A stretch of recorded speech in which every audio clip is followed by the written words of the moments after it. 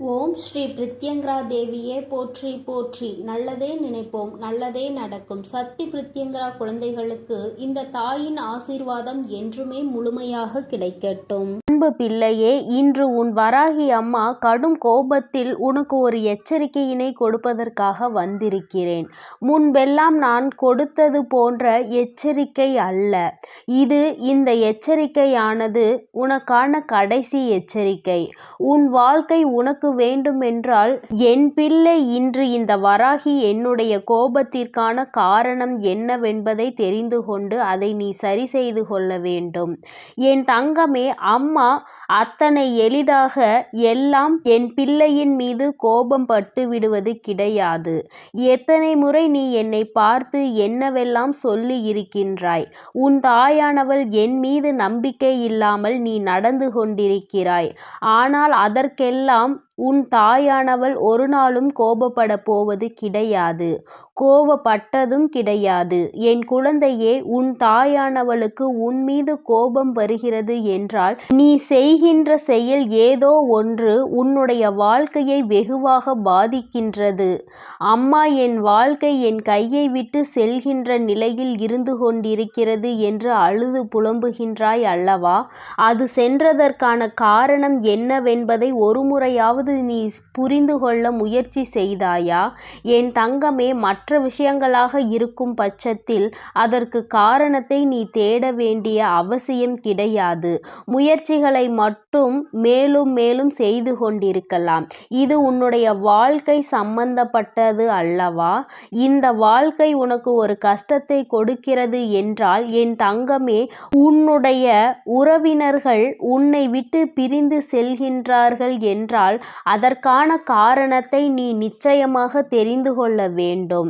உன்னால் தான் இது நடக்கிறதா அல்லது வேறு யாரேனும் இது போன்ற செயல் நடக்க வேண்டும் என்று செய்து கொண்டிருக்கிறார்களா என்று.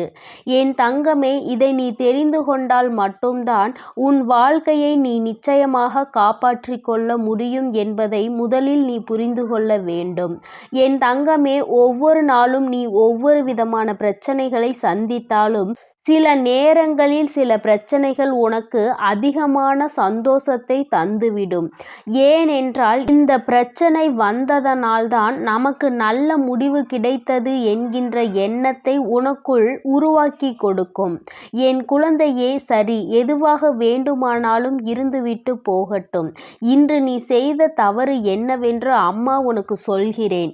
என் தங்கமே, நீ ஒருவரிடத்தில் அதிகமாக நட்போடு பழகி வருகிறாய். அவர்களிடத்தில் எப்பொழுதும் உன்னுடைய மனதில் இருக்கின்ற வேதனைகளாக இருந்தாலும் சரி, சந்தோஷமாக இருந்தாலும் சரி, பகிர்ந்து கொண்டு வருகின்றாய். என் தங்கமே, இப்படி நீ செய்து கொண்டிருக்கின்ற நேரத்தில் அவர்கள் நீ பேசுகின்ற விஷயத்தை பற்றியெல்லாம் என்ன செய்து கொண்டிருக்கிறார்கள் தெரியுமா?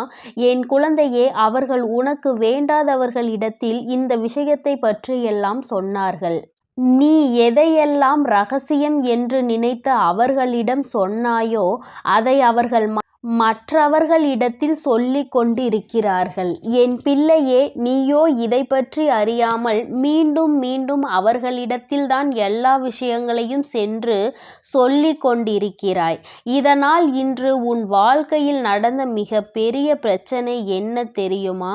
என் தங்கமே, நீ உன்னுடைய துணையை பற்றி பேசிய சில விஷயங்கள் எல்லாம், அதாவது நீ சந்தோஷமாக இருக்கும் பொழுது பேசிய வார்த்தைகளை தவிர்த்து நீ உனக்கும் உன் துணைக்கும் இடையில் பிரச்சனைகள் ஏற்படும் பொழுது அவர்களிடம் அதனை பற்றி சொன்ன விஷயங்கள் எல்லாவற்றையும் அப்படியே ஒன்று விடாமல் எல்லோரிடத்திலும் அவர்கள் சொல்லிவிட்டார்கள். இந்த வார்த்தைகள் எல்லாமே இப்பொழுது உன்னுடைய துணைக்கும் தெரிய வந்ததுதான் இப்பொழுது விளைவாக இருக்கிறது. இன்று உன் வாழ்க்கையில் ஏற்பட்டிருக்கின்ற இத்தனை பிரச்சனைகளுக்கும் காரணம். என் தங்கமே, நான் அவர்களை நம்பிதானே சொன்னேன். அவர்கள் இப்படியெல்லாம் சொல்வார்கள் என்று நினைக்கவில்லையே என்று என்னிடத்தில் காரணத்தை ஒருபொழுதும் சொல்லாதே. அம்மா 1000 முறை உனக்கு எச்சரிக்கை கொடுத்திருக்கிறேன். என் தங்கமே, எந்த ஒரு விஷயமானாலும் அதிலும் குறிப்பாக உன்னுடைய வாழ்க்கை துணையை பற்றிய விஷயங்களை யாரிடத்திலும் சொல்லாதே. ஏனென்றால் இன்றோடு முடிந்து போகின்ற வாழ்க்கை அல்ல இது. உன்னுடைய வாழ்க்கை துணை உன்னோடு காலம் முழுவதும் பயணிக்கக்கூடியவர்கள். அவர்கள் உனக்கு எல்லா கஷ்ட நஷ்டங்களிலும் எல்லா துன்பங்களிலும் இன்பங்களிலும் உடன் இருக்கக்கூடியவர்கள். எந்த சூழ்நிலையிலும் அவர்களை பற்றி மற்றவர்களிடத்தில் நீ பேசுவாயானால் அந்த விஷயம் அவர்கள் காதுகளுக்கு ஒரு நாள் வரும் பொழுது நிச்சயமாக அது உன்னுடைய வாழ்க்கையில் மிகப்பெரிய பிரச்சனையை ஏற்படுத்தி கொடுக்கும் என்பதை நீ மறந்து விட்டாயா? பொதுவாகவே வாழ்க்கை துணை என்பது இருவருக்கும் இடையில் எந்த ஒரு ஒளிவு மறைவும் இருக்கக்கூடாது. எந்த ஒரு விஷயங்களாக இருந்தாலும் ஒருவருக்கொருவர் பகிர்ந்து கொண்டு அந்த விஷயத்திற்கு நல்ல தெளிவினை பெற வேண்டும். இப்படி வாழ்ந்தால் மட்டும்தான் அந்த வாழ்க்கை நல்லபடியாக இருக்கும். மாறாக இவர்கள் வாழ்க்கையை பற்றி மற்றவர்களிடத்தில் சென்று சொல்லி அதை அவர்கள் காதால் கேட்கும் பொழுது நாம் இத்தனை நாள் வாழ்ந்த வாழ்க்கைக்கான பலன் என்ன இருக்கிறது? இவர்கள் நம்மை பற்றி இத்தனை எளிதாக அடுத்தவர்கள் இடத்தில் சென்று குறை சொல்லி விட்டார்களே என்று யோசிப்பார்கள். என் தங்கமே, இந்த மன வருத்தத்திற்கு நீதானே காரணமாக இருக்கின்றாய் என்பதை முதலில் புரிந்துகொள். என் குழந்தையே, அம்மா நான் இது போன்ற செயலையெல்லாம் செய்யவில்லையே என்று சொல்வாயானால் நிச்சயமாக இந்த வாக்கு உனக்கானது அல்ல. என் தங்கமே, யாரொருவர் தன்னுடைய எல்லா விஷயங்களையும் அவர்களுக்கு அருகில் இருக்கின்ற ஒருவரை துணையென்று நினைத்து அவர்களிடத்தில் மணிக்கணக்கில் உட்கார்ந்து அனைத்து விஷயங்களையும் சொல்லுகிறார்களோ இது அவர்களுக்கான பதிவு. என்னிடத்தில் ஒரு நாளும் மறுக்க முடியாது. என்னதான் சொன்னாலும் இது உண்மை.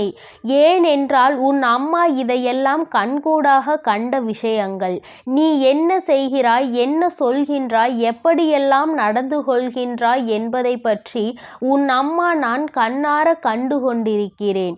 எந்த நேரத்தில் நீ எப்படியெல்லாம் உன் வாழ்க்கையில் நடக்கின்ற விஷயங்களை மாற்றிக்கொள்வாய் என்பதும் எனக்கு நன்றாக தெரியும். என் தங்கமே, என்னுடைய கோபத்திற்கு காரணம் இது ஒன்றுதான்.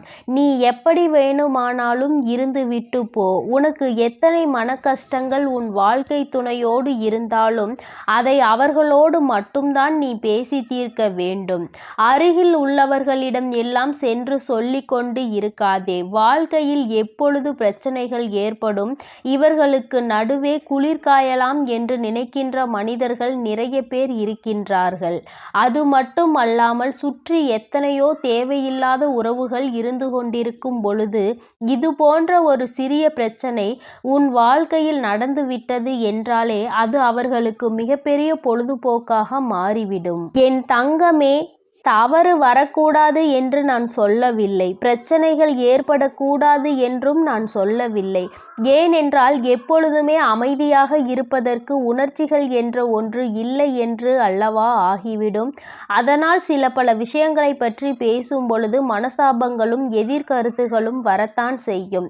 ஆனால் அவற்றை உன்னுடைய இல்லத்தில் உனக்குள் இருக்கின்ற அந்த 4 சுவற்றுக்குள் வைத்து கொள்ள வேண்டுமே தவிர ஒருபொழுதும் இது போன்ற எண்ணங்கள் கொண்ட மனிதர்களுக்கு மத்தியில் அதை நீ வெளிப்படுத்த கூடாது என்றுதான் உன் அம்மா நான் சொல்கின்றேன்.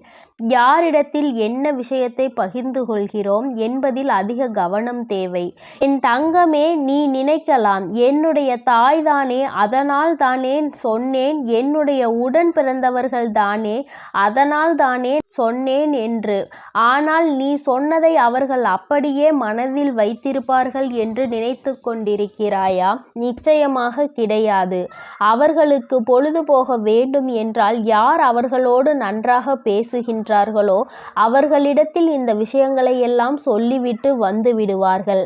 அதனால் நீதான் சொல்ல வேண்டும் என்று அவசியம் கூட இல்லை. உன்னோடு இருப்பவர்கள், உனக்கு நெருக்கமானவர்கள் கூட இது போன்ற மற்றவர்களிடத்தில் அந்த விஷயங்களை பகிர்ந்து கொள்ள வாய்ப்புகள் அதிகமாக இருக்கிறது.